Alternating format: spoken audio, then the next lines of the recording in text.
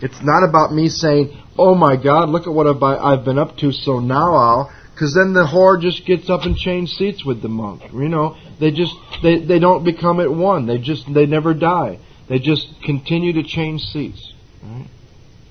I'm using 4 through 9 to seek God. I'm using 4 through 9 to become at one. That's what 9 is going to be about. That's what the end of this 4 through 9 process, atone to become at one, is about. These different personalities dying, not getting stronger. Right? You start to create yourself in your own image, you're just creating a whole new third column. I'll give you a personal experience with this. In looking back, of course, hindsight is always 20/20, but there was a time I did not go back and reconsider 1, 2, 3 to be able to allow me to go into the 4-step and right truth, and I began to write a bunch of stuff on relationships. This was, 86, 87, 88, somewhere in there. So anyhow, one of the things that I came out of that with was I'm going to become this celibate, saintly man. And I did that for 8 months, and at the end of 8 months I decided that was over, and I met a woman and married her in 5 weeks. We separated a month later. I have experience of trying to create myself in my own image. Because number one, I'm not a saintly celibate man, and number two, I didn't have the tools at that time to be a good husband either. So you will suffer consequences if you attempt to use the middle steps to solve problems instead of to seek God. Now it goes on to say the inconsistency is made worse by the things he does in his sprees. Coming to his senses, he is revolted at certain episodes that he vaguely remembers. These memories are a nightmare. He trembles to think someone might have observed him. As fast as he can, he pushes these memories far inside himself. He hopes they will never see the light of day. He is under constant fear and tension. That makes for more drinking. These sprees can also be sober, self-will sprees, which make for more self-will. Psychologists are inclined to agree with us. We have spent thousands of dollars for examinations. We know but few instances where we've given these doctors a fair break. We have seldom told them the whole truth, nor have we followed their advice. Unwilling to be honest with these sympathetic men, we were honest with no one else. Small wonder many in the medical profession have a low opinion of alcoholics and their chance for recovery. We must be entirely honest with somebody if we expect to live long or happily in this world. Rightly and naturally, we think well before we choose the person or persons. That's where these groups have gotten the idea about fist-stepping with more than one person, with whom to take this intimate and confidential step. Those of us belonging to a religious denomination which requires confession must, and of course, will want to go to the properly appointed authority whose duty it is to receive it. Though we have no religious connection, we may still do well to talk with someone ordained by an established religion. We often find that such a person, quick to see, here's a guiding principle for picking someone, quick to see and understand our problem. Of course, we sometimes we encounter people who do not understand alcoholics. I've never not fist-stepped with alkies. I've never fist-stepped with anyone else other than an alcoholic who does the work. So I can't comment on what it would be like. I seem to find that people that write inventory the way I write inventory, and people that do the work, and people that write inventory other ways that do the work, that one alcoholic with another alcoholic, they seem to know me. If we cannot, or would rather not do this, we're going to search our acquaintance for a closed-mouthed, understanding friend. There's a guiding principle. Perhaps our doctor or psychologist will be the person. It may be one of our own family, but we cannot disclose anything to our wives or parents which will hurt them and make them unhappy. We have no right to save our own skin at another person's expense. These next two sentences are real important. Such parts of our story we need to tell to someone who will understand, yet be unaffected. That's a real important guiding principle. It says the rule is, we must be hard on ourselves, but always considerate on others. So never heard that for a topic of a meeting. Yeah. It's usually what I'm doing today to be kind to myself. right? Or to take care of myself, right? It says, notwithstanding the great necessity for discussing ourselves with someone, it may be one is so situated there's no suitable person available. If that is so, this step may be postponed. Only, however, if we hold ourselves in complete readiness to go through with it at the first opportunity. We say this because we're very anxious we talk to the right person. It is important he be able to keep a confidence, that he fully understand and approve what we're driving at, that he will not try to change our plan. But we must not use this as a mere excuse to postpone. When we decide who is to hear our story, we waste no time. We have a written inventory and we're prepared for a long talk. We explain to our partner what we are about to do and why we have to do it. Mark that. Either do that if you're reading one or ask that if you're hearing one. It's a very powerful exercise to ask the person you're going to listen to tell you why they're going to do this and what they're about to do and why they need to do it before you embark into it, so you're clear. I should realize that we're engaged on a life and death errand, both the person reading and the person hearing. Most people approached in this way will be glad to help. They will be honored by our confidence. That's also a good thing to do if you're hearing one, to let the person know that's about to read to you that you're honored, that they would do this with you. Because you certainly weren't that kind of person 10, 15, 20 years ago, or whenever it was that you got sober. We pocket our pride and go to it, illuminating every twisted character, every dark cranny of the past. Stop. Don't go any further, because you can't meet the requirement of the next sentence. Then read, or listen. It's an extremely powerful experience. How many in the room have read Fifth Steps? How many in the room have heard Fifth Steps? How many in the room have never done anything with the fifth step, either given one or heard one? Okay.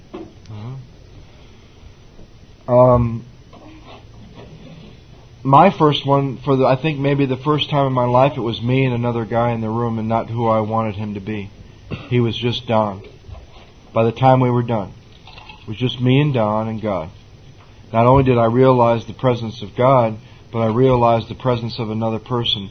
Maybe for the first time in my life I hadn't manufactured him into what I wanted him to be. And I also saw that he was just like me. And when you're hearing one or reading one, that should be the common feeling. So when they're reading to you, you should be reading to them or sharing with them or reading from your current inventory or just sharing from your experience if you don't have a written inventory.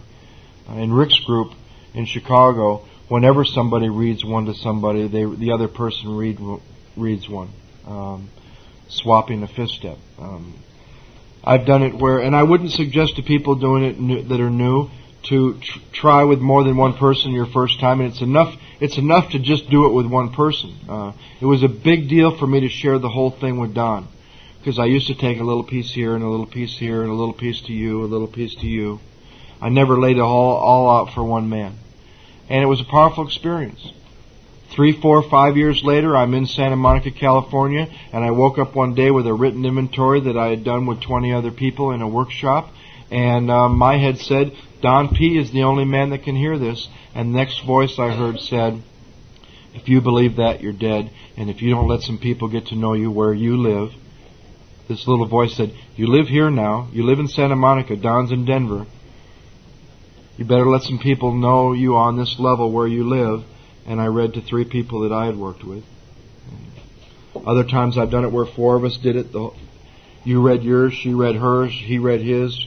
I've heard women's fifth steps. I've heard men's, I've heard stuff. One of the most powerful experiences, and this isn't revealing anything from anybody's fifth step, which I would never do. It's almost like 2 cardinal rules that I believe in is like, you don't mess with new women. The other thing is, sexually, right? And you don't reveal anything from a fifth step that you've ever heard. And you don't mess with new men. Thank you, Mark. In your case. In his case. No, I'm just kidding. In your case. In my case. So, and you never reveal anything that you've ever heard from anybody's fifth step. That's like, I'm sitting there with this guy once, and he did resentment, he did fear. He came back the next day. And he comes over and he's got his sex inventory, and he looks up and he says, well, I need to tell you something. I knew what he was going to tell me. He said, I'm gay. I said, great. Let's get on with it. And he said, but I've never had sex with an animal or a I said, excuse me? He said, I've never had sex with an animal or a I said, great, you've never had sex with an animal. Let's get on with the reading. He said, no, I've never had sex. He was 45 years old. I said, oh, well, why do you think you're gay? Well, I've always felt that way. Okay. What did you write? He said, well, I wrote about these imaginary relationships that I've had in my head my whole life. I said, okay, start to read. He started to read, and I swear to God, about 20 minutes into it, he looked at me, and I looked at him, and in the exact moment, we both realized we're exactly the same. That his selfishness and dishonesty and self-seeking and fear took him to nothing, and that mine took me to everything, and that in that we were exactly the same. And I said it out loud, and he said that he had just seen it, and he said it out loud, and we were like connected. It was extremely powerful. I don't like to sound way out there or kooky or anything, but another time, a guy that I had taken through the work before, I'm going to talk about this guy in a little while too, a little black guy, ex-Crip member named GW, was reading his fifth step, and we finished. And there's a line here that you're going to see in the next sentence that says, have you withheld anything? And I asked him the question at the end of the fifth step. I said, have you withheld anything? And it wasn't even his first inventory, it was his second one. And he paused for a minute, and he sat there, and he was silent for a few minutes, and he looked up and he said, I haven't withheld a thing.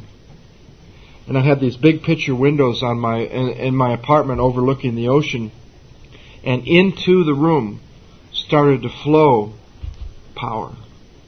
Now, I've felt it before strongly from within, but I've never felt it like that coming from outside. And I started laughing, and he had this really strange look on his face, and he was terrified, and he thought I was laughing because of the face he was making, and it lasted for about 10 minutes, and then it stopped, and he said, were you laughing at me? I said, no. Did you feel that what was coming into the room? He said, yeah. I thought you were laughing at me. And I've tried to make it I didn't make it happen the first time, but I've actually tried to make it happen again, and you can't. And it would never probably happen again. But it was an extremely powerful experience of the power of God. I think it was the feeling of delight, because it almost felt like you were being tickled. And it says that you would experience that here. We were delighted. I've heard a lot of fifth steps. It's always a powerful experience. I've had some where during my writing I get it, and during the reading it's like reading a comic book. It might as well be peanuts, because I've had the experience while I was writing. I've had other times where nothing connects to me while I'm writing, and it happens during the reading. And I've had experiences where there's a heaviness, there's a connectedness, both writing and reading. Tried different things with it. I'm about to try something I haven't tried before, and because I'm in the middle of an inventory right now, I'm going to take it to Chicago and read it to my great-grand sponsor, who's 50 years doing this work, and several people from his group that they'll send by one at a time. It's supposed to be really great, and I'm looking forward to that. And it's an experience I would not want anyone to miss, and it's the experience that sets up the rest of the work in 6, 7, 8, and 9. And it'll be the experience from which you have the current awareness to spot selfishness and dishonesty and resentment and fear in practicing 10 and 11 for whatever period of time you practice 10 and 11, till you do it again or not do it again, or fall asleep or wake up. Some of my experiences with the fifth step, again, another paradox. The book had talked about we're very much the stage character, and there's a part of me that really wants to stay secretive and has my whole life. And here's what the paradox is.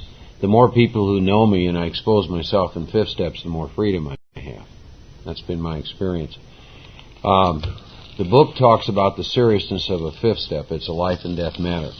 I have done one fifth step with a man of the cloth, and my experience was he did not understand the alcoholic. He did not understand what was wrong with me. I do fifth steps with real alcoholics who have some experience with the steps. And I do that because my life is on the line. Face and be rid of the things that have me blocked from the power. I'm not interested when I give a fifth step. I'm not interested with you making me feel good. I'm interested with God using you to help me save my life and have a deeper relationship with Him. I always do the same thing when I either listen to a fifth step or I give one, and that is we get quiet and we ask God to come in. Let God orchestrate this fifth step. And I'm always very clear on what the fifth step is. Before I ever do a fifth step or listen to one, we review the instructions in the book so that we're both very, very clear on what we're there to do. Recently, just did, as I said, 3 of them in 1 week. That was an awesome experience. Now, last year I had just I had an opposite thing. I had done one with Joe. And that took, I think, about maybe 3-4 hours. I did another one with a guy called a monk in Kerrville. The guy's just brutal. And that took about 2 hours. And then I went to Louisiana and did one with a woman that was 19 years sober, and that only took about 40 minutes. And when I was done with the third one off the same inventory, I think I had a deeper experience with the line in the book about Mark had an experience with humility, fearlessness, and honesty. And I've told people this, the only phrase I could use to describe how I felt was I felt as pure as the driven snow. All the covers were back. There was no stage characters left. It was an awesome feeling. And I'll share with you that taking the same inventory and reading it to several people has given me a freedom and power with amends that I've never had before either. This year, when I did those 3 fifth steps, which was just a few months ago, we drew names, and I wound up fifth stepping with 2 men I sponsor. And I'll tell you something about I sponsor people out of the Big Book of Alcoholics Anonymous. See, there may come a day when I'm in self-delusion, and so that day that I'm sitting across from them in self-delusion, I want them to be feeding back to me what's in this big book, and both those men did that and really helped me see some things. And we grew closer as a result of that experience. So, again, I think the book is very clear. We've said this before, but the only way you get experience with fifth steps is that you give a lot of them, listen to a lot of them. I, like Joe, am extremely honored anytime anyone asks me to listen to a fifth step, but I'm also very clear what we're there for. And so I always review the instructions, out of the Big Book of Alcoholics Anonymous. So. I think it's 2 things on my mind. One is a story my sponsor tells where in the penitentiary, my sponsor got sober in the Colorado State Penitentiary, and he joined a group where you had to go through the steps before you could go to the regular meeting where outside people came with coffee. And you went through the steps.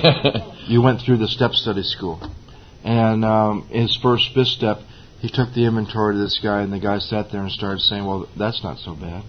And then he'd read something, and the guy would say, "Well, shit, that's not so bad." And that's different than relating.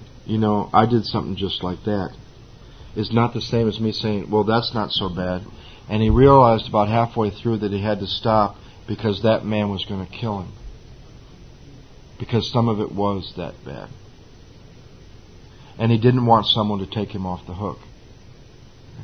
And it's different to sit there and you share something and I share something and you share something and I share something than me to sit there and justify your inventory for you. I would say if you get somebody like that begins to listen to your inventory and tells you it's the stuff that was killing us our whole life. It's the stuff that we have felt guilty and shameful about, right? There's also a movement nowadays in Alcoholics Anonymous where I heard a guy, and I wanted to start screaming at this guy. I'm listening to this conversation at a meeting after it was over, and this old-timer is telling this new kid he shouldn't be feeling that shame, and he shouldn't be feeling guilty. And I wanted to start screaming, and I wanted to say to that guy, he should. If he lived anything like me, he should be feeling shame and guilt. The people that don't are called sociopaths, right? They're put away. People that don't have shame and guilt, having lived 18, 20 years like most of us live, are put away. There's something not right, right? Another thought I had was, I think it's sad sometimes have you ever seen where somebody will take the steps, the 12 steps, and write one word for each one as a principle, like step 1 is about hope, step 2 is about believe. And I think the reason that bothers me is because not only do so many principles come to light in practicing the 12 steps, but in breaking them down, they've already been shortened enough from the long version in here, right? On page 59 or up on the wall, they've already been shortened enough. To break them down to one word, what it does is it begins to lead people to believe the step the way it's written by itself is not a principle. By that, here's what I'm saying. The way the steps are written themselves, we admitted to God, to ourselves, and to another human being the exact nature of our wrongs. That, just the way it's written, is a principle. Right? And I think, not to break it down to one word, but I think there is a principle within every step that isn't talked about that much. And I think it's the principle of admission. And I think it's involved in every step. And I think it's directly involved in this step, especially, but I think it's also involved in every other step. In the first step, you admit your powerlessness. We admit it. And I always thought admitted just meant to say truth. I admit to you the truth. I say to you the truth. There's also another definition of admit that works in this arena also, where it means to let in. You know, like on a ticket, you walk into a movie theater, admit one. Right? Admit can also mean to let truth in, or to let God in. God is truth. If you're doing 4 through 9 to seek truth, you're doing 4 through 9 to seek God, because God is truth. Admission is involved in step 2, to admit your current agnosticism, to admit your doubt, to admit where you don't believe. It's involved in step 3, to admit your life run on self-will can hardly be a success. It's involved in step 4, when you're sitting there, admitting to yourself. It's involved in step 5, to admit to God, yourself, and another person. It's involved in 6 and 7, when you admit to yourself and to God your shortcomings and defects. It's involved in 8, when you admit the exact nature of harm. It's definitely involved in 9. It's a very powerful principle that creates movement. From admission comes movement through each step. Mention one other thing, and then we'll read the 5th step promises. That's real important, and it's instruction out of the book. When I listen to a 5th step, or I give one, I also make my list of amends as I'm giving that or listening to it. We'll find a line in here that says we made our amends list when we took inventory.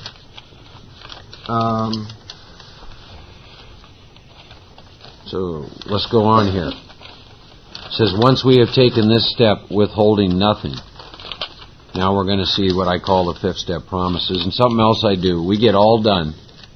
I'll ask the question, are we done? Do you feel that you've covered everything that you need to cover? And they'll say yes, and then I'll say, let's just pause for a minute, and let's get quiet. And then I want you to see if there's anything you're withholding. Because sometimes stuff rises to the surface, like layers. You admit this layer. It's just like the inventory. You get to who you're angry at, you get to why you're angry, and this stuff rises to the surface, how it affected you.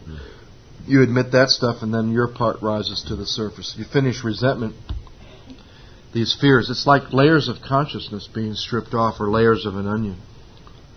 Fear rises to the surface. You get done with fear, and this base instinct, sex and what we do in relationships, comes to the surface. Sometimes I've seen people start an inventory unaware of the secrets that are revealed to them when they rise to the top of their consciousness at the end of the sex inventory. These secrets, what's left, it's almost like an emptying out of your consciousness. So then you've gone through this process of admission, and you've sat with somebody, admitted not only to yourself, but with the knowledge that God is there and to another human being, then maybe just having gotten that layer off, you might sit there for a few minutes and some stuff might raise to the surface, and you want to be able to walk out of that person's house. You want to be able to return home having withheld nothing that you're consciously aware of. Or what comes next won't happen. You walk out of a fifth step aware of stuff that you've withheld, you might as well just not go on. Because it won't. That doesn't mean there isn't going to be stuff in there that you're not aware of. We can't share with somebody that which we're not aware of. That'll come next. That'll be the next layer of stuff. But if you walk out of a fifth step aware of stuff that you've left out, that you have not admitted, these promises and the rest of the work might as well not be done. It would be like leaving out a big part of the first step, or going on to step 3 and you've got some terrible problem and you have no belief, or you're not even willing to believe that there's a power greater than yourself. You've left a big part of step 2 out. Or you might as well just not go on. Don't walk out of somebody's house consciously aware of stuff that you're withholding. Now it'll tell you what will happen if you have nothing you're withholding. You'll be delighted. You'll be able to look the world in the eye.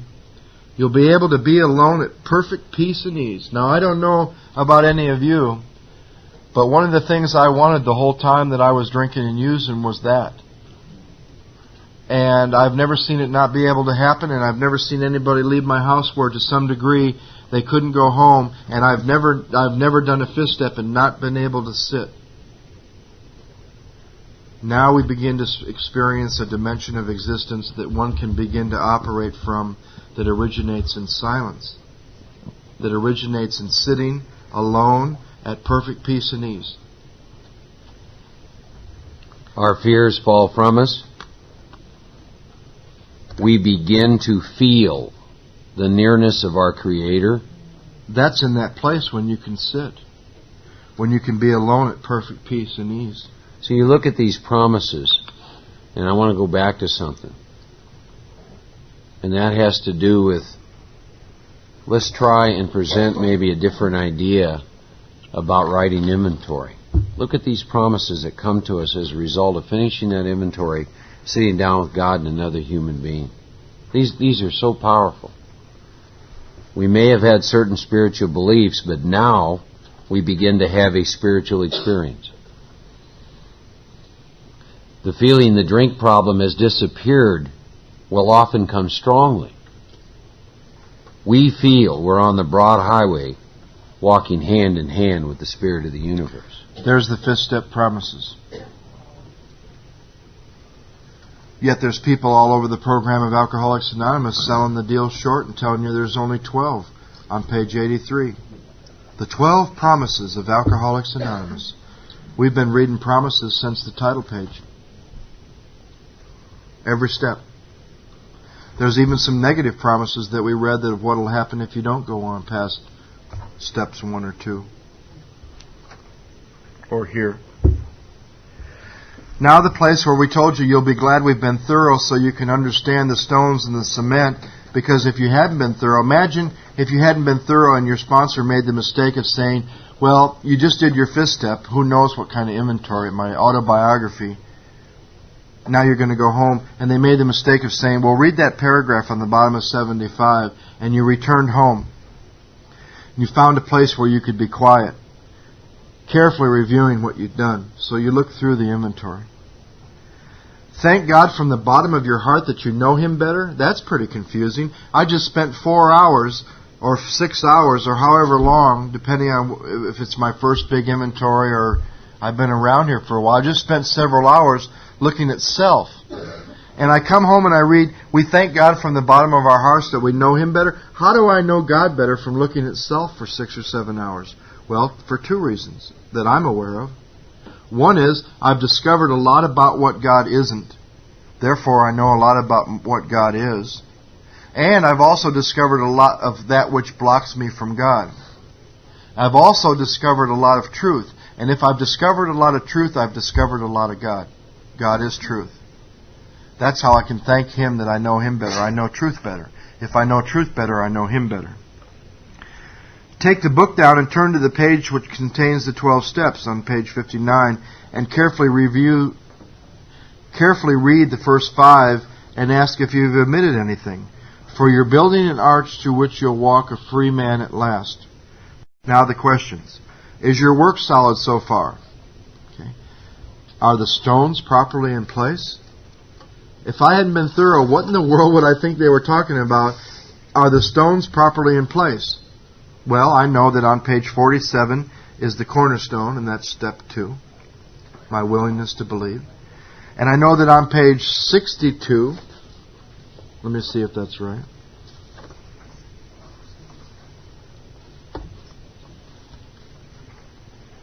On page 62, my third step decision is the keystone. At the end of the work, they're going to give you another stone, which is helping others, the foundation stone, which is that last stone put in place that finishes this arch. And it's a very important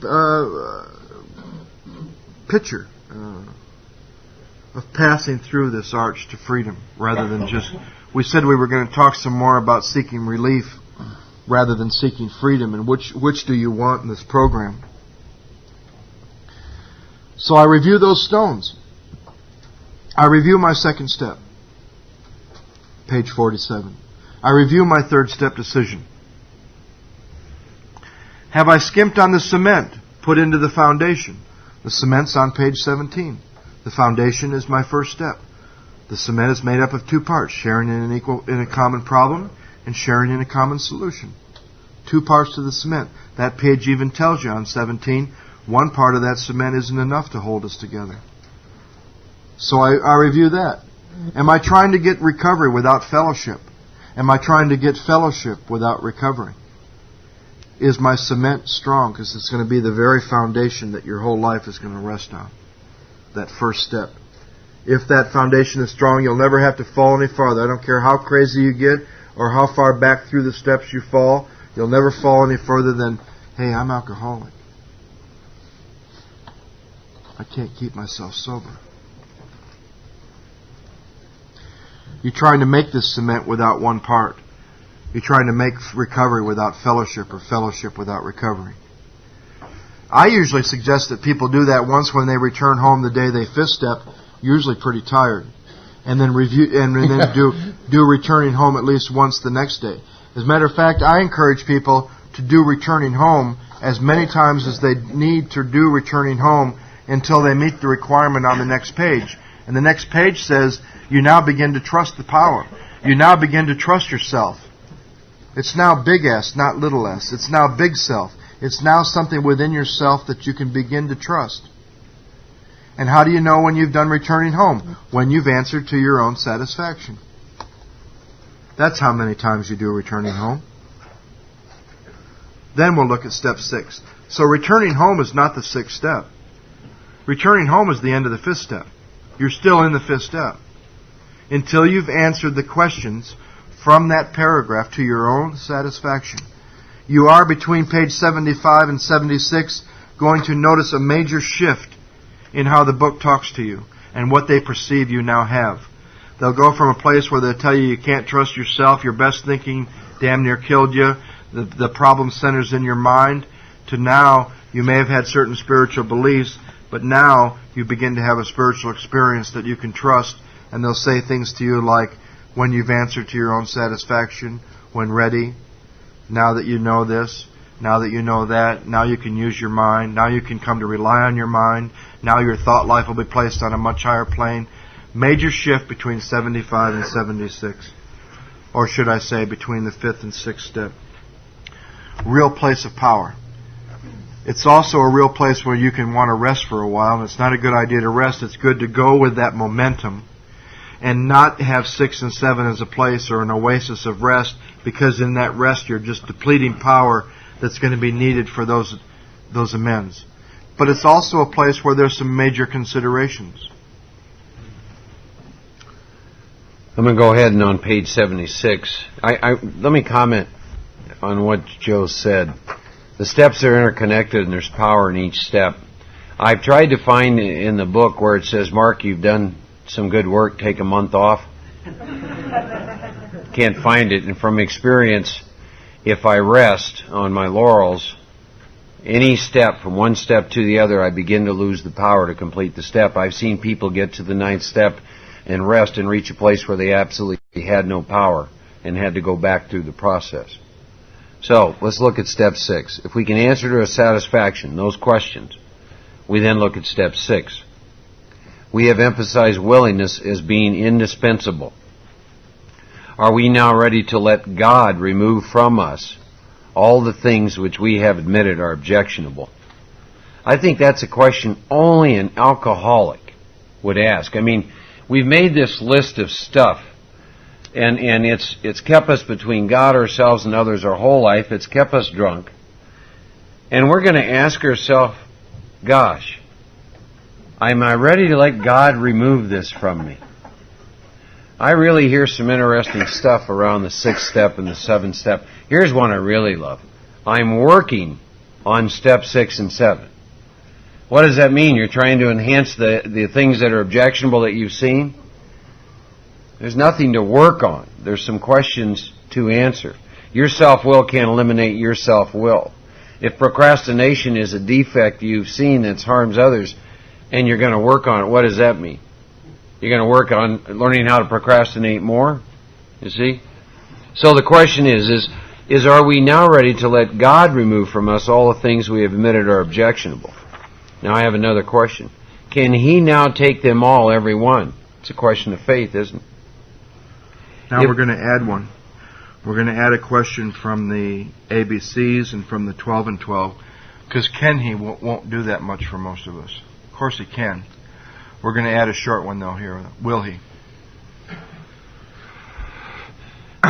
Will He, for me, as I am, take them all, every one? That's the one that always brings me to the place where I experience the first word of the way the 7th step is written in the short form. That's the question that brings me to the humility. Can He? I've seen enough in your lives to convince me that He can. But I've got all this mud on my face now after this 5th step, and I'm pretty dirty, and I'm pretty overwhelmed by myself and these defects and these shortcomings. I need to consider, will He, for me, take them all as I am? If you still cling to something you're not willing to let go of, you ask God to help you be willing. I've had different experiences with that. Sometimes the person has told me, hey, if there's some stuff you're still holding on to, go on. Continue to ask God to help you be willing to let it go. And when you're willing to let it go, it'll probably be removed. Then I've had a Native American man say to me that I went through the work with, he said, you're a big boy. Write down any stuff you're not willing. He tricked me. We had this powerful 5th step experience on this mountaintop overlooking Pikes Peak, where he built this altar and did these ceremonies, and I read my 5th step, and I actually got home and had about 3 or 4 things I wasn't willing to let go of. He said to look at beliefs, defects, behavior, stuff in the 3rd column, stuff in the 4th column, anything in the inventory, and I wrote down about 4 things I wasn't willing to let go of. And I thought he was going to say, oh, well, you're ready, go on to step 7. He said, you're a big boy now. You sit with that stuff and just sit with your unwillingness to let it go until you're willing to let it go. And I'll tell you, it made for a real interesting week. To sit and honestly admit, hey, these are the things I'm not willing to let go of. And I had a dark experience that moved me on to being willing. It was wonderful. In honestly admitting there were a few things I wasn't willing to let go of. You'll never get moved past where you are until you admit where you are, especially after a 5th step, especially during a 5th step, especially during an inventory, especially during the 3rd step, especially during the 2nd step. And you'll never get past the 1st step unless you admit there's nothing you can do to get yourself past the 1st step. And here I am. Here I am after looking at all this stuff, and I'm feeling overwhelmed, and I'm just so aware of self. I need to honestly admit there's a few things here I'm not willing to let go of and sit with that. I guess there'd be different points of view, whether it was your first time through the work or whether you've been around for a while. Or I always thought when ready meant when you're cleaned up and you're a good boy and you're all set to go to God with a clean face. When I kind of thought for a long time when ready meant when good, right? Or when cleaned up.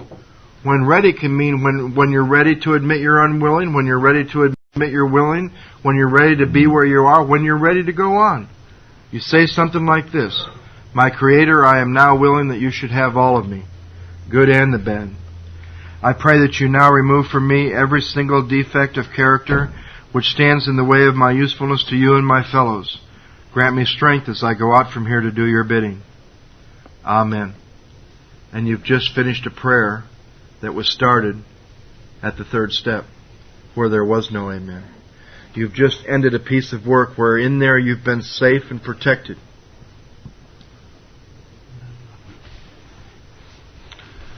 There's, excuse me, there's a lot of experiences I think both Joe and I could share around the sixth step, but by virtue of time, we want to go on with that.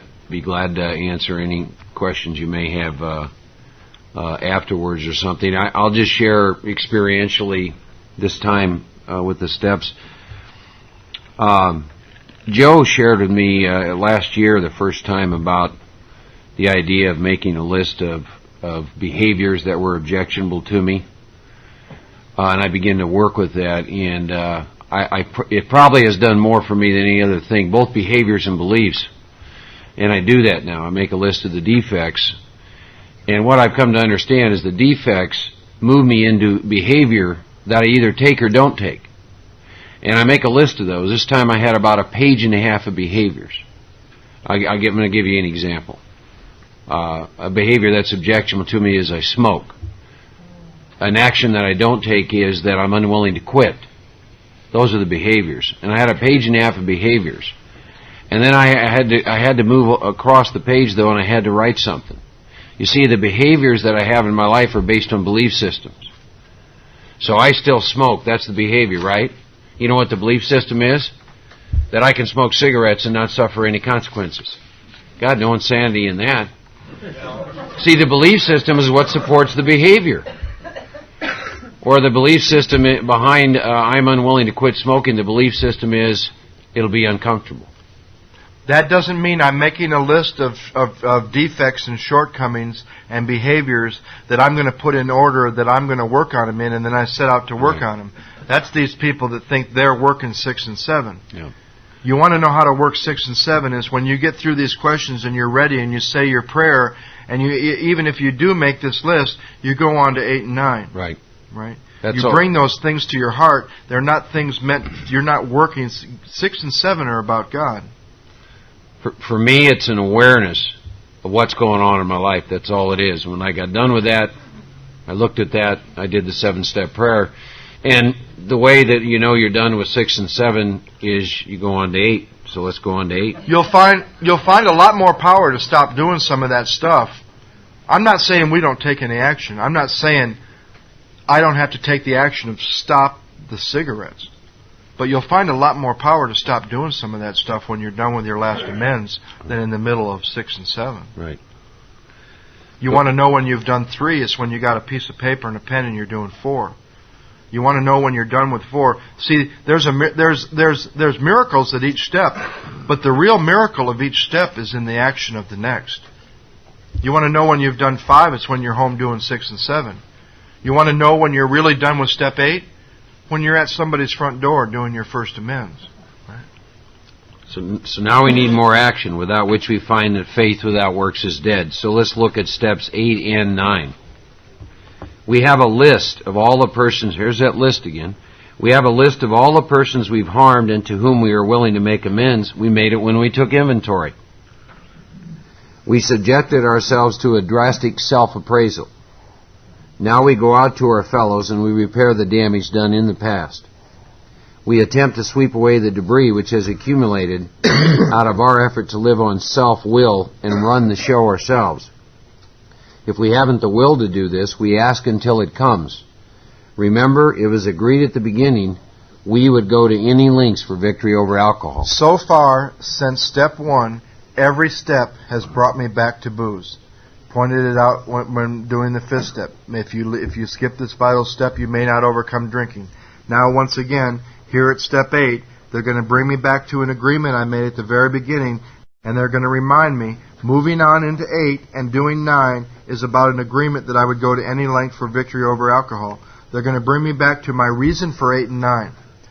It's so easy to lose sight. I'll give you an example. A couple times ago through the work, I got 4 amends left from that year's inventory.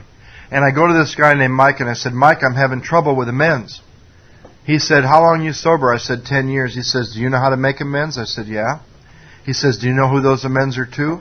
I said, yeah. So he made sure that I wasn't like mechanically not sure about amends. He said, I don't really think you're having trouble with amends. I think you're having trouble with the last word of step 8. The most overlooked word in the 12 steps of Alcoholics Anonymous, becoming entirely willing to make them all. Matter of fact, I think you're having trouble with 8 because you're not really clear what you asked to be removed in 6 and 7.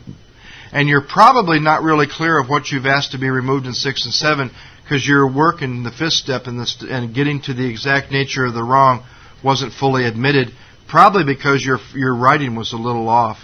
And your writing was a little off because you're not clear on this 3rd step decision you made this time about what you want God to be and what you want to be, because you're not really clear on having chosen God to be everything, because you're not really aware that you're alcoholic. And I started to see how it brought me right back to 1, that my troubles with 9 were not troubles with 9. My troubles with 9 were my troubles with the conscious realization that I'm powerless over alcohol, being there by the time I got to 9. It doesn't mean I didn't admit way back when that I'm powerless over alcohol. It means that it's not strong enough in my consciousness right now to propel me through those last 4 amends. So my trouble with 9 was with 1. My trouble with inventory was with 1. Next time you meet someone who says they're having trouble with step 2, don't talk to them about step 2. Talk to them about step 1. Right? Is there anyone in the room who has made all of their amends from the past that they are consciously aware of? I'm trying to teach you the path of consideration. Sit with that a little bit. It's real quick to raise your hand. Your ego says, yep, I've done them all. I'm 52 years old. I've made amends to every human being I've harmed since the day I was born. Absolutely, I'm done. Sit with that a little bit and consider that question again, okay? Mark thought he was in that state of consciousness one time when he was almost done with 9. I gave him a little exercise. When all the amends you're consciously aware of are done, sit for a few weeks and start to use your meditation, asking God, show me any amends I'm not aware of. And 30 women came out of his consciousness. And then I had to write resentment inventory again. On me. It's a true story. So when posed with this question, please sit with it for just a little bit, because one of the things we're going to share with you experientially is everything is connected. Biggest myth in Alcoholics Anonymous, can't finish amends, you'll never be done with amends.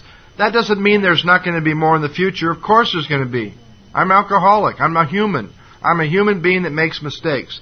But can I reach a day where I am at least current with my consciousness?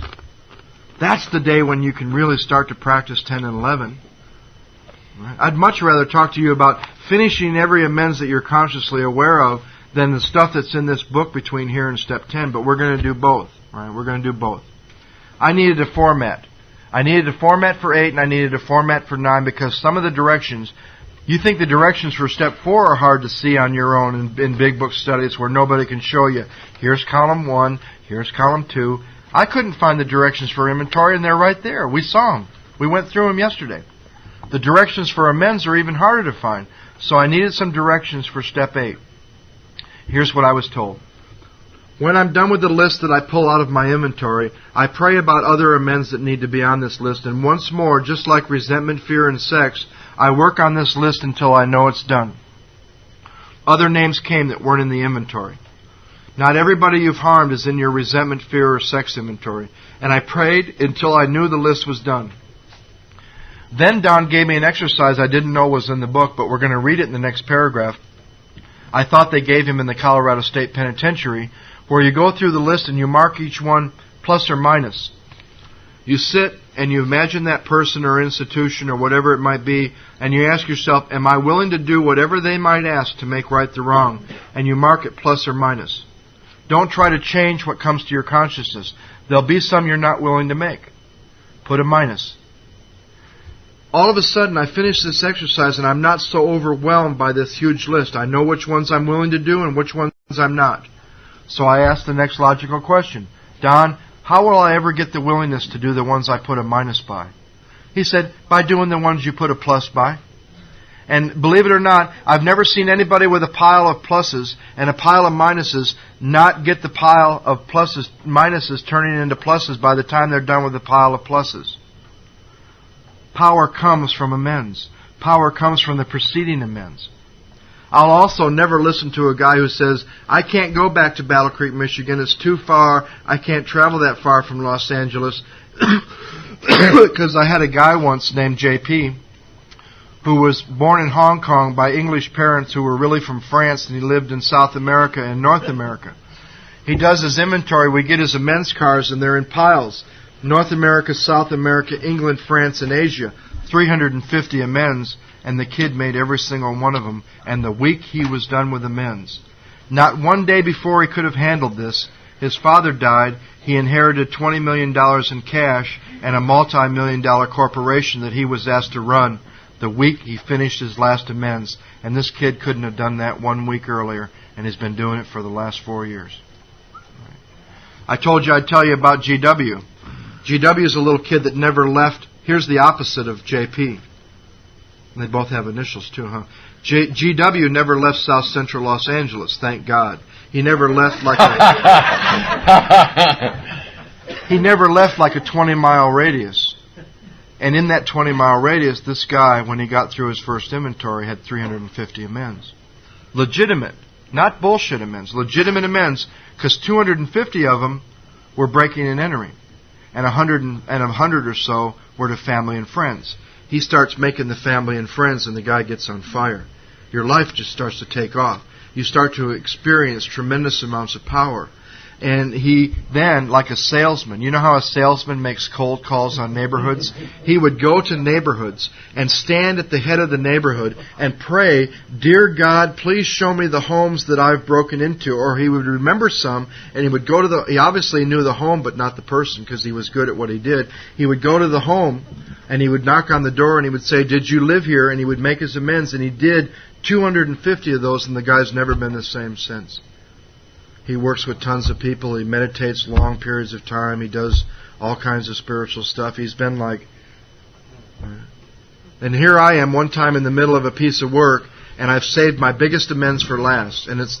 Remember the example for inventory I shared with you yesterday? She left me? Well, it was her. And she was the last amends. And I told you they asked questions in my home group. And I had the audacity to sit in my home group, and I said, I'm praying for the willingness to make amends. GW raises his hand. He said, Is it possible you're not? And you'll know the moment you're willing to make that amends. And I wanted to take him and I wanted to strangle him. I wanted to say, You little bastard, how dare you talk to me that way? But in my pious way, I said, Maybe that's possible. How will I know the exact moment I'm willing to make that amends? He said, The exact moment you're willing to make that amends, you'll hear a really strange noise. I said, What? I never heard anything like that about amends. The moment I'm willing to make that amends, I'll hear a really strange noise. He said, Yeah. I said, Like what? He said, Like this.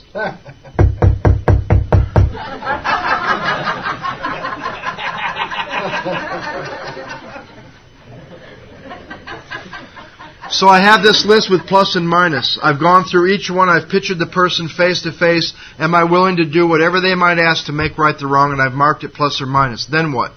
I'm going to take each one off the list. I'm going to put it on a 3x5 card. In these things we're going to give you, you're going to see that up in the left-hand corner, you put the name, address, and phone number, or the word find, if they need to be found. In the right-hand corner, you put plus or minus, willing or not. Then you put in the middle of the card, all the harm you're clear on. And if you have to go to the back of the card or stape other cards to the card, all the harm you're aware of you ever caused that person. And that doesn't mean I was selfish, I was dishonest, I was self-seeking, I was afraid. That means I stole $500, I lied to you about this, I did this, I did this, I did this, I didn't do this, I didn't do this, I didn't show up for this. And you fill out that card with all the harm you're aware of. Then I needed a format for making amends. The general rule is if they can possibly be made face-to-face, you make them face-to-face. The letter or a phone call would be the exception to the rule. And here's the format for amends. Number 1, this is why I'm here. Tell them as much as you want to tell them. I'm a member of a program. I've been recovering from drugs and alcohol for the last 13 years, and part of this program is that I take inventory of my life, and then I go back and where I see harm, I clean it up.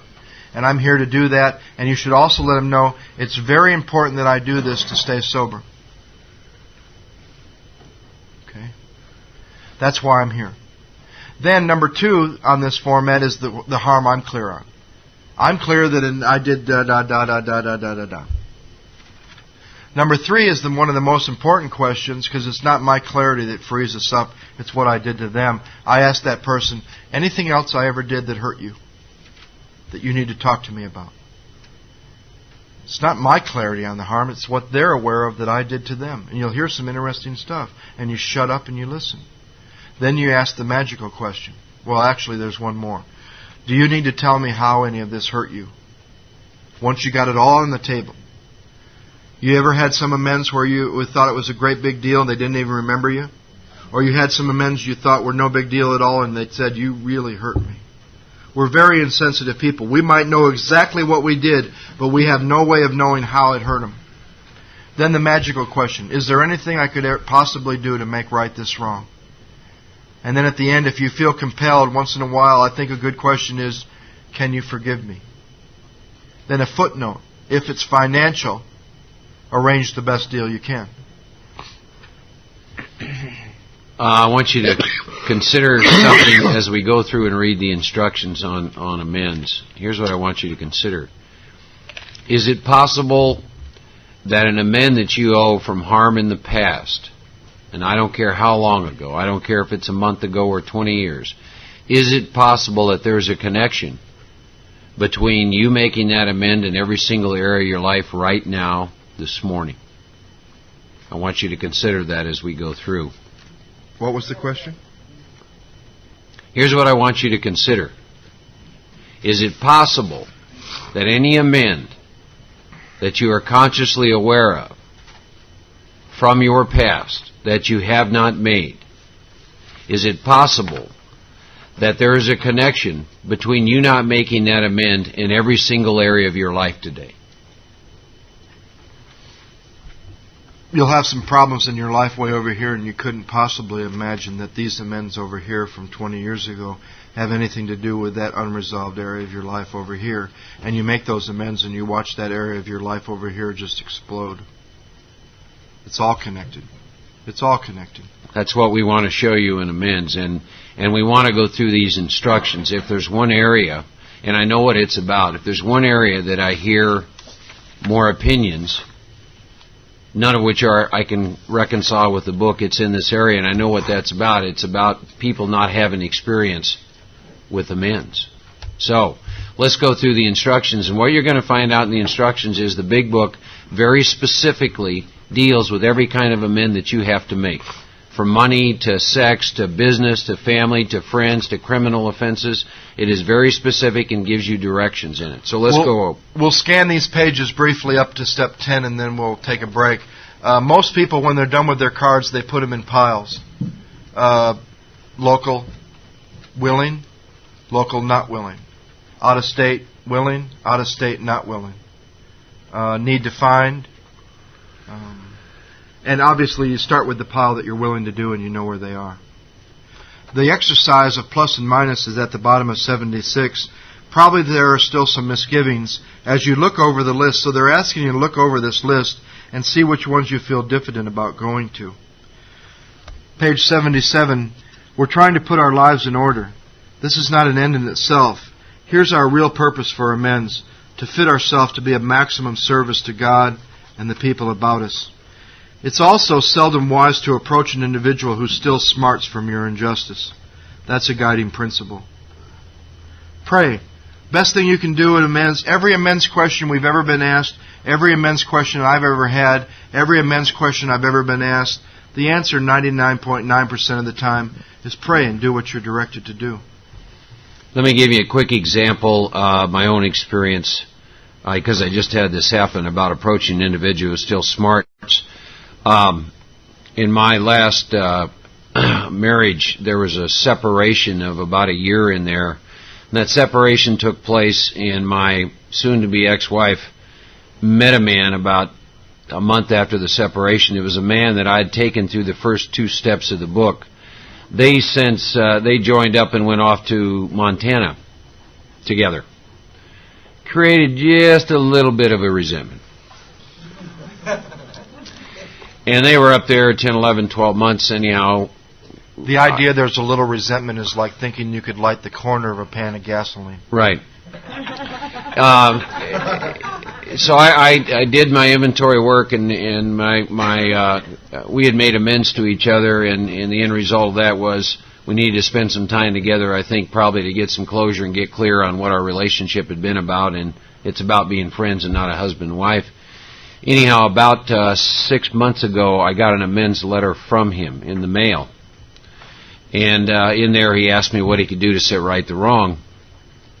And he obviously had read the instructions in the book. I think he knew better than to attempt to either contact me in person or on the telephone. And then what happened is about 3 weeks ago I was asked to speak up in Dallas, Texas. So I spoke, and when I was done there was a line of people talking to me, and I had just finished talking to this one person. I look up, and he's standing right in front of me. And he said, I'd like to talk to you. And now here's the interesting thing what this work does. Being a human being, there was a point in time where, I hated this guy. And when I first looked at him, virtually nothing happened inside of me. There was peace inside of me, which just amazed me. It was not of me. So I finished with everyone and went outside. And he came up to me, and he said, I imagine you're a little surprised to see me, but I prayed about this, and I knew that I had to make this amends to you in person, in addition to the letter I wrote. So he followed the format Joe just discussed. And he said to me, what can I do to set right the wrong? And I said, what you can do to set right the wrong is that you can stay away from married women and engaged women. And he said, I will do that. He said, that's part of my ideal now. I don't date married women who are separated, etc., etc. He said, is there anything else I can do? And I said, yes. You can continue to work the steps and seek God and carry the message out of the big book of Alcoholics Anonymous and help other alcoholics. And he said, I'm willing to do that. And I said to him, is there anything I can do? And he said, yes, will you sponsor me? And I said, yes, I would be honored to sponsor you. And I am sponsoring him now, and we're doing a workshop in 2 weeks, and he'll be there. So trust me, this is of God. This is not of Mark. Bottom of that paragraph says, they're going to be more interested in a demonstration of goodwill than our talk of spiritual discoveries. A demonstration. What can I do to make this right? 4 lines from the bottom of the next paragraph. A person we dislike. Take the bit in your teeth. It's harder to go to an enemy than a friend. You'll find it much more beneficial. Go to him in a helpful and forgiving spirit. That's a guiding principle for all amends. I can go up, highlight the 3 words admitting our faults. This is about where, when we did an inventory in the 4th column, we made a list of either actions we took or did not take around these resentments, and we're trying to get a clear idea of what we did. Where were we at fault? Under no condition do you criticize a person you're going to or argue. Simply tell them you'll never get over drinking until you've done your utmost to straighten out the past. Highlight utmost. What does that mean? You're there to sweep off your side of the street, realizing that nothing, and here's a question you need to ask yourself, nothing worthwhile can be accomplished until you've done so. Never try to tell him what he should do. His faults are not discussed. Stick to your own. If your manner is calm, frank, and open, you will be gratified with the results. In 9 cases out of 10, the unexpected happens. Now let's go down to money. Paul M. makes the comment, we don't mind making amends, but God, we hate paying the money back. Most alcoholics owe money. We do not dodge our creditors. That means return their phone calls, okay? Telling them what we're trying to do, we make no bones about our drinking. They usually know about it anyway, whether we think so or not. Nor are we afraid of disclosing our alcoholism on the theory it may cause financial harm. Approached in this way, the most ruthless creditor will sometimes surprise us. Now I get my instruction. I arrange the best deal we can. We let these people know we're sorry. Our drinking's made us slow to pay. Now we're going to get a real warning about us and booze again. Remember, we keep talking. This is about alcohol. We must lose our fear of creditors no matter how far we have to go, for we're liable to drink if we are afraid to face them. Next paragraph talks about crimes. Most of us have done that sort of thing. Maybe we're divorced or remarried and have kept the alimony payments. Although these reparations take innumerable forms, there are some guiding principles which we find guiding. General principles that we find guiding. Reminding ourselves we have decided to go to any length to find a spiritual experience. We ask that we be given strength and direction to do the right thing, no matter what the personal consequences may be. We may lose our position, our reputation, or face jail, but we are willing. We have to be. We must not shrink at anything. Now it goes on. The book talks about, I want to tell you what I do with the men's. Once I'm done filling out my cards and I keep asking God to show me harm, I sit down and I discuss every single amend with somebody who has experience with amends. I want to get real clear on this. I don't want to create more harm. The next part of the book is talking about other people are involved. Therefore, I'm not going to be the hasty and foolish martyr who would sacrifice others to save myself from the pit. Then it talks about a man going back to his wife, admitting his fault again and asking forgiveness. And then page 80 gives you the instructions in this area where others are affected. If we have obtained permission, we have consulted with others, we've asked God to help, and the drastic step is indicated, we must not shrink. Toward the bottom of the page, I think up about 10 lines, this is real important. He saw he had to place the outcome in God's hands, the outcome of the amend, or he would start drinking again and all would be lost anyhow. One of the things your ego does to prevent you from making amend is it wants to predict the outcome. That is none of our business. We're there in a helpful and forgiving spirit. It's about cleaning up the past. We leave the outcome in God's hands. Middle of the next page. Whatever the situation, we really have to do something about it. That's a guiding principle. So you'll find, for whether it's about money or it's about going to an enemy or if it's about a crime or if it's about domestic troubles, you'll find guiding principles in here. I guess we got to go back to Mark's favorite comment or question when you begin to approach amends, and that's how free do you want to be? How free do you want to get? Try and imagine what it would be like that when you looked over your shoulder, there wasn't one person, institution that was behind you that you hadn't made restitution to or cleaned it up. Try and imagine the level of freedom. I've been doing this thing far too long. Why is it that some guy that I stole $20 from in 1963 that I can somehow make some kind of restitution to? How come I do that and the next day I get the best job I ever had? Gee, I wonder if there's any correlation between that. Everything is connected. And what I didn't understand is that the more I do in this area of cleaning up my past, the more I'm able to be present now to experience God, myself, and you, the more I can be of purpose to God and to you. If the voices, my sponsor said this at a retreat he did for us in August. I think it's one of the most powerful things I've ever heard about amends. If the voices from the past are not quieted, how will you ever hear the voice in the present? Our design for living is not a one-way street. It is good for the wife as it is for the husband. Better, however, that one does not needlessly name a person upon whom she could vent jealousy. You really have to pray about when other people are involved. I had some crimes and stuff that I had committed, and I'd done them with other people, and they were involved, and I secured their consent, and I counseled with a lawyer. God gave us brains to use, and I made them in the right way and never implicated anybody else, and I get free. I was home about 4 times sober before I got to amends, here, in this town. And every time I came home, I'd see a friend that I drank with named Larry, and we'd go to a meeting at the club. And after the club, we'd go to this nightclub down there. I can't think of the name of it. I'd see maybe 2-3 people I knew from the past, and I was like, I wasn't so sure I wanted to see some of these people, right? And when I got to amends, I came home and I got all these cards, and I'm ready to make amends. And I start with my family. And Larry and I go to a meeting, and we go down to this club I'd been to 4 times in the last 6 months or 9 months, or the 4 times I'd been home. I'm sitting there in that club, that nightclub. 13 people from my past walk in that club in chronological order that I knew them in. Just blew my mind. I made appointments with every one of them. Then I got this one I don't want to make because I haven't been to my dad's grave since I was 21. And it's been 9 years I can't go to my dad's grave. I can't. Physically, mentally, emotionally, I just can't. And of course I save it for the last one here in Battle Creek. And I'm on my way to the airport, and I get in the rent-a-car, and I drive to the graveyard down on the other side of town. And I go to his grave, and I sit there and I read a letter that I'd written. Remember when 3/4 of the people in the noon meeting told me, can't make amends to someone who's dead? The other 1/4 of the room said, sure you can. Go for it.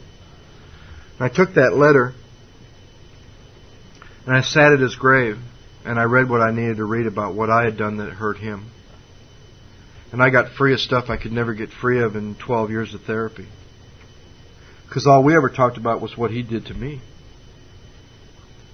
And how much pain I had about his age when I was born, and how much pain I had about his age when I was 10, and what he had done to me. And all I did was sit there and talk about what I'd done to him and how I'd played God, the things I did that hurt him.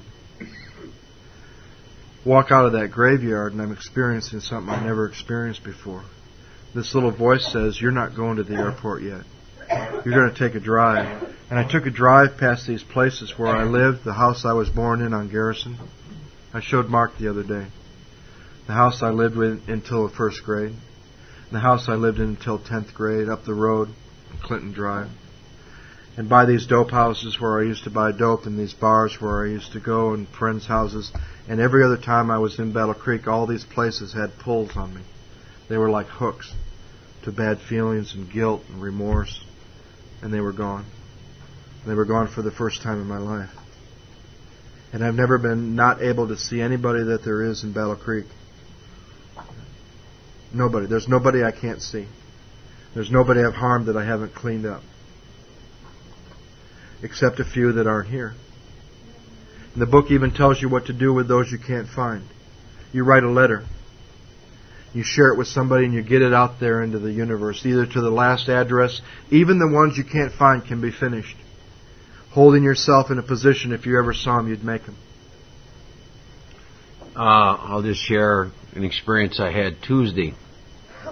I told you that I'm making amends now, and I'll tell you, you really get tested in this spiritual life's not a theory. You got to live it. I could have gone to the International and had all my expenses paid, but I was in amends, and about a week before that was scheduled to take place, I got a call from an aunt that talked about a family reunion back there with some elders on my father's side of the family who are getting to be real old, and she said, they may not be around. We'd really like to have you here. So I prayed about that, and I knew there were some unfinished amends back there. So I went back there, and I made 4 amends at graves back there, and I made some amends to some relatives from the past from some harm I'd seen. Came back, and when I'm in amends on a daily basis, what I do is I review all the instructions for amends and ask God to continually show me anything else. And there were 2 amends to people who had died, actually 3 amends. One was to one of my best friends, Dave Williams, who blew his brains out behind 3 days of drinking when I was a 1.5 years sober. And I had never done anything with that. So what I did is I wrote him a letter following the format Joe's already outlined, as though I was going to make the amend to him in person. Another man that came to mind was a girl that I dated actually in 1964, and I saw some harm there. And there was one other girl that I had dated, so anyhow, I have these 3 letters.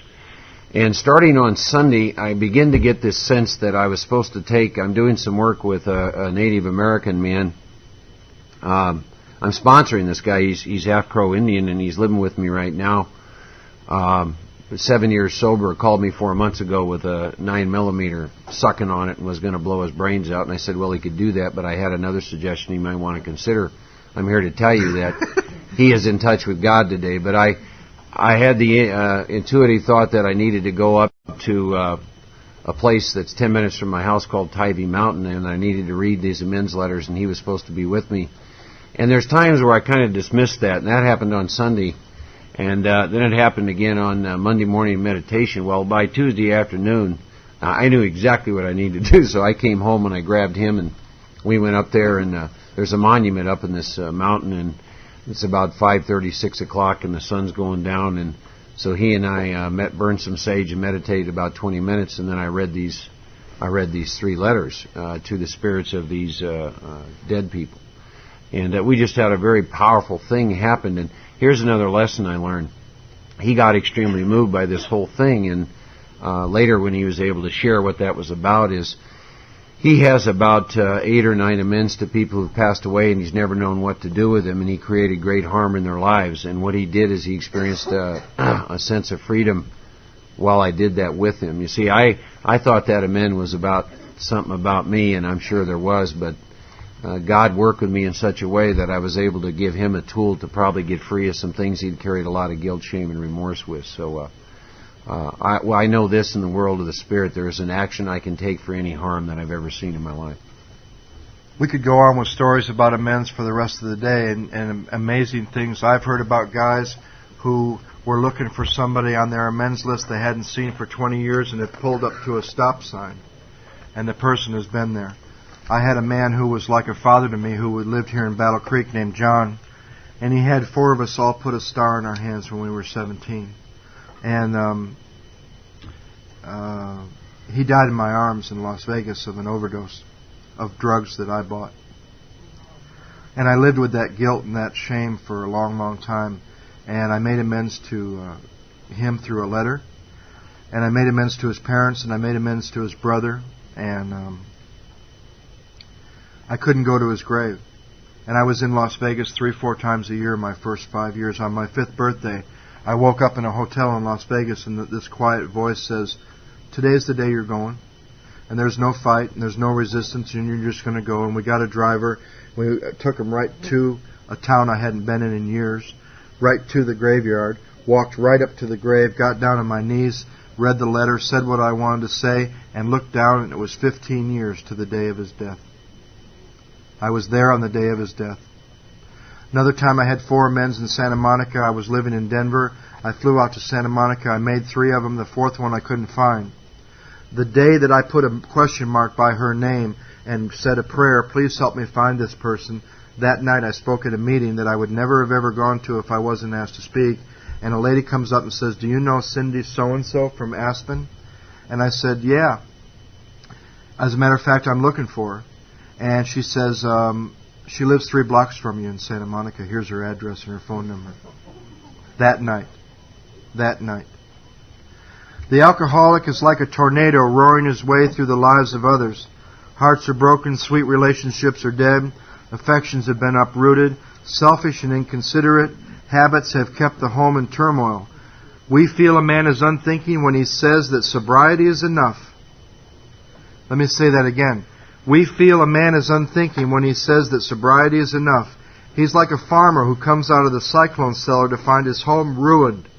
To his wife he remarks, "Don't see anything the matter here, Ma.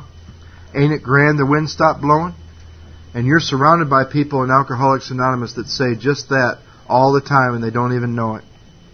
Yes, there is a long period of reconstruction ahead. We must take the lead. We must take the lead. A remorseful mumbling that you're sorry won't fill the bill at all. Next paragraph. The spiritual life is not a theory. You have to live it. You have to live it. What'd you do when your life was about booze and drugs? You hung out with people who thought and talked and think and drank and did everything they could, and they went to places where there was booze, and they hung out in places where there was... How do you live a spiritual life? Well, you hang out with spiritual people. You hang out with people that are seeking God and wanting to get free. You'll be terribly influenced by those you hang around, just like you were before. You go places where they're seeking God. You find out how people are seeking God all over this country and everywhere you go. And you do the stuff that they do, those people that are seeking God. And you find out we're not the only ones. You find out people have been meditating and praying and seeking God for thousands of years. Right? There's a story about that. St. Peter's showing a guy around heaven. And he shows them over here. There's a bunch of people having a picnic. He said, those are the Baptists. Then there's a bunch of people over here, and they're having a service, and those are the Christians. There's a bunch of people over here, and they're doing something. Those are the Jews. There's some people over here, and they're sitting. They're Buddhists. Then he comes to this place, and it's like under a veiled tent. You can't see into it. There's all these people in there, though, having a party and a picnic. The guy says to St. Peter, well, who are those people? He says, well, those are the alcoholics. They think they're the only ones here. Right? Highlight the sentence, our behavior will convince them more than our words. And I'll give you something else to consider Joe talked about. Here's what I want you to consider. Is it possible your environment or the people you hang with, the meetings you're going to, etc., etc., etc., is it possible that your environment can have more influence on you than any power you can bring to bear? Consider it. There may be some wrongs we can never fully right. We don't worry about them if we can honestly say to ourselves we would right them if we could. Some people can't be seen. We send them an honest letter. 3 lines down. We should be sensible, tactful, considerate, and humble, without being servile or scraping. As God's people, we stand on our feet. We don't crawl before anyone. And then those wonderful promises that you hear so much about all the time. We'll overlook those today. We've heard enough of those. They're not the only promises. And they also used to happen as a direct result of alcohol working. If you ever want to go through those and put before each promise when alcohol was working, you'll find those promises were the same promises that booze gave you. But I'd like to read some promises when we come back from the break that are the only promises, that are some of the only promises that booze never gave me.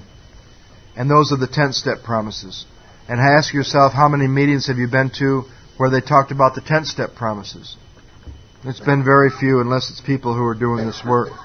There was one question handed to me I wanted to answer, and here's the question. Where does stealing and lying come from on the list?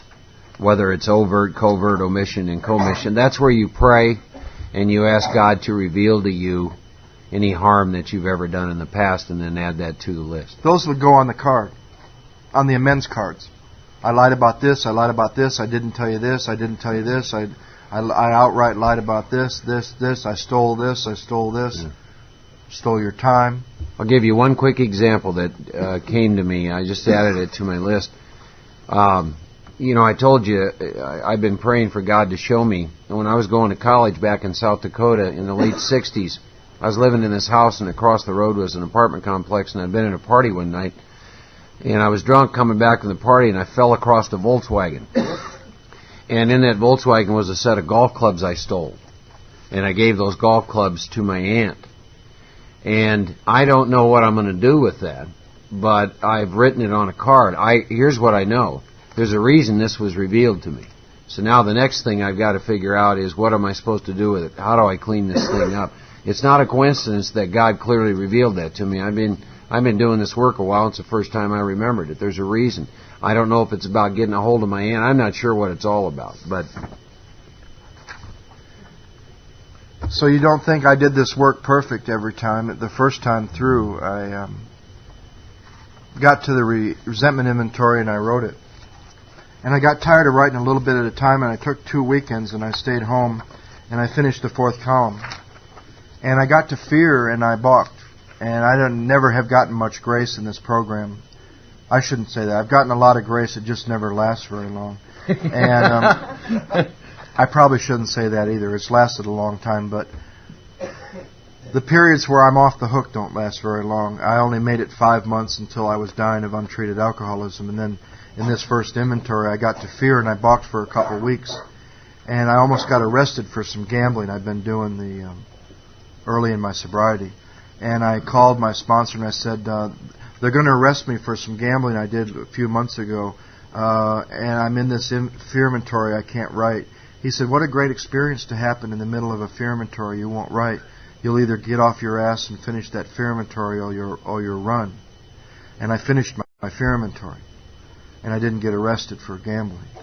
And you would have thought I would learn my lesson, and I got to the sex inventory and I rested again.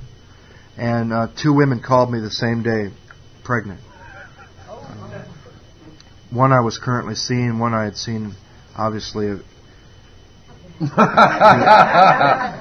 at least once a few months earlier. And one I was currently involved with, and she was from Aspen. And I called my sponsor and I said,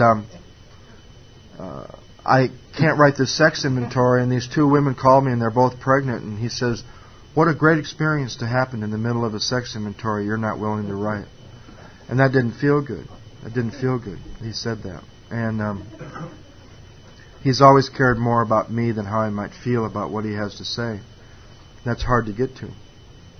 And he says, you'll either run or you'll finish that sex inventory. And I got off my ass and I finished that sex inventory. And I did 5, 6, 7, and 8.